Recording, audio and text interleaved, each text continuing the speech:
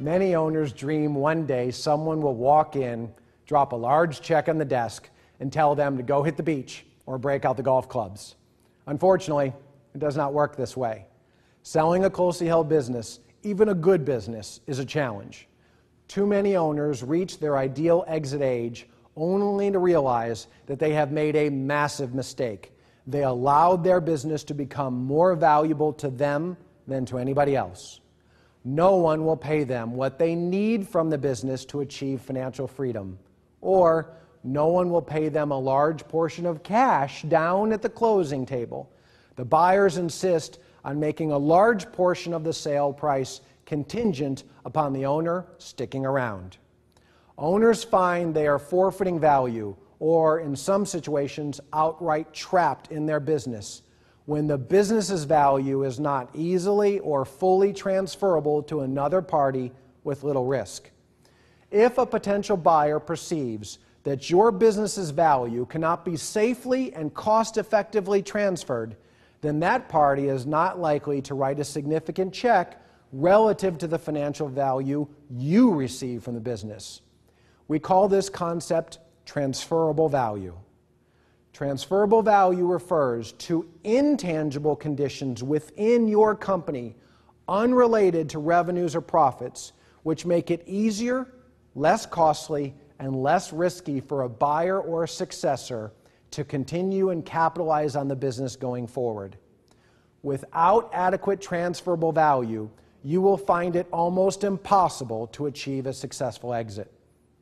Let's consider some examples of how value in a business may not transfer easily to another party.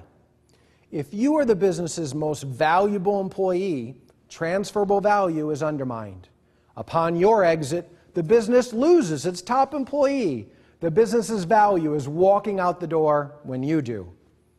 If your business's important operations are not well documented, transferable value is undermined because it may be difficult for a buyer to cost-effectively continue and leverage those operations. If your long-term customers have always done business on a handshake without formal contracts or agreements, transferable value may be undermined because the buyer sees risk in its efforts to keep those customers.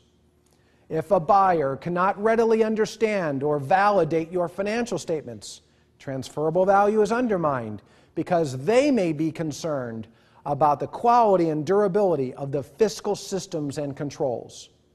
Building transferable value may require growing your business in a different manner because it's not just about what has worked up to this point for you, it is also about what is important to a potential buyer. Without growth, a business cannot survive. Without growing your business, increasing its top and bottom line results, that does not necessarily increase the company's value. Buyers or successors usually want to know not only how much your company did, but also how you did it.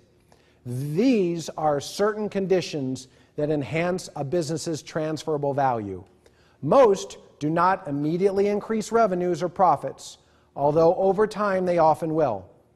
These conditions increase transferable value by reducing potential risk for the buyer or successor, such as a family member or key employee buyer. The more confidence a potential buyer has in how your business works, the less the buyer will fear the business falters after your exit.